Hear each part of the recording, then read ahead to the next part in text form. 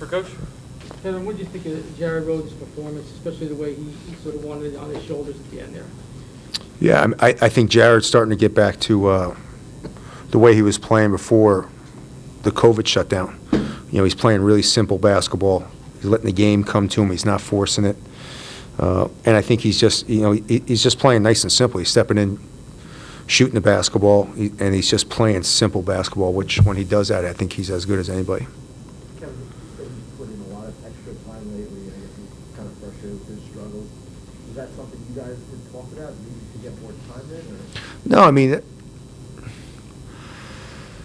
we've just put more time in him understanding what, more or less, trying to make the game simpler, to be honest with you, Zach. I think we came out of COVID, and, I mean, he had it. He spent 13 days in this house. So we come out and we play, and I think everybody was just excited to get back playing, but you lose a rhythm. And I think he's finally just getting back into a rhythm. And I think it takes that time. And it took Tyree Samuels is just now getting back into rhythm. He spent 13 days with COVID. So I think his frustration was a little bit of the fact that he was trying to do things that he was able to do in December, and then when he came back out in January, you're not able to do that. You start pressing. And I think for him, it was just him understanding, like, I just got to get back to being simple and just get back into really good shape, which was really hard for us in January. Kevin, I know it's only a 3-game sample, but do you feel like this team is back to where it was playing in December and early January? Yeah, I think we're close. I don't think we're quite back. You know, if we get BA back, I think that will be a big boost just for, I think Kadari Richmond's playing phenomenal, but he's logging a lot of minutes. And Jameer's doing a really good job of kind of being that second guard, but, you know, I'd like to have Jameer being a little bit more aggressive on the wing and getting some more shots. So I like the way we're progressing. I like the way, you know, for the most part, we're defending. We're getting there. Sometimes players have that look in their eye, like, we're not losing this game. I felt like Jared had that tonight. Did you see that? Yeah, I mean, I think Jared's progression as a leader. I think he's just gotten in much better shape. I think he understands he's going to be out there for 36 minutes, and I think he's worked really hard on just simplifying the game. Kevin, you out-rebounded them 17-4 on the offensive glass. What do you think of that number? Yeah, I mean, Jared, when we rebound and defend the three, we're pretty good. I mean, I don't know what our numbers are. They're pretty darn good. I think when we out-rebound and defend the three, I think we're undefeated. We got one loss, and that was when we only had 7 guys. So I think our frontline guys are really, really playing well. You know, Tyrese is back.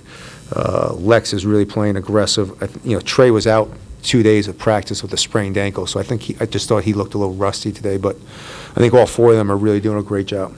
Kevin, it sounds like Bryce was able to do a little shooting before the game. What do you see from him, and any updates on that? There's no update, Adam. It's he won't be back Saturday. He won't. You know, I don't expect him back anytime soon. But it's encouraging that he's able to. Yeah, you know, again, the human brain is a crazy thing. You know, so he's doing all the exercises. He's doing everything he needs to do. Everything. It's just, you know. He got hit really, really hard, and it's just taken him some time. Do you expect him to be back? I have no timetable on anything on the injury. I have no idea. He could be back on next Saturday, or he might not be able to be back. I have no idea. Kevin, what does it tell you about this group that they've adapted to playing without him, at least to some degree? Yeah, I think, you know, getting back on a regular schedule, Jerry, more than anything has been huge. You know, getting 2 good days of practice, playing, lifting. You know, those 3 games in 5 days without him was really hard to adjust. It's just, it was impossible to adjust. So the fact that we got 1 of those, and then we're able to kind of get Jameer to play some backup point guard, able to get kind of back into a rhythm, get Jared back into a rhythm. I think more than that, anything has kind of just given us a chance to kind of be the team we were in December. How impressed are you with these guys, with their resilience? This is a great group. This is a fun group to coach. I mean, They can be frustrating at times, just like any other group, but they've had a great attitude the whole time. They really have. They've practiced hard. They've gotten after each other, and Miles and Jared, and even BA, even though he's been out, he's been around practice, he's been talking to these guys. So the senior leadership has really been huge. Kevin, are you looking forward to the challenge the next 2 games? No. I know you guys love that shit, but no. I mean, I got to spend the next 4 hours watching film and breaking everything down and have everything ready by tomorrow at 8 a.m. So if you find that enjoyable, come do. I'll switch and just, I can ask you questions about, are you going to enjoy your subway ride? What? You want to see where All your right. team is at, though? Is it a good measuring stick these next 2 games? I know where my team's at. It's definitely going to be a measuring stick. It's going to be. I think it's the two toughest road places I think we play. Obviously, I think Eric Dixon, the way Eric Dixon's playing is off the charts. I mean, he could be a first-team All-Big East guy right now, to be honest with you.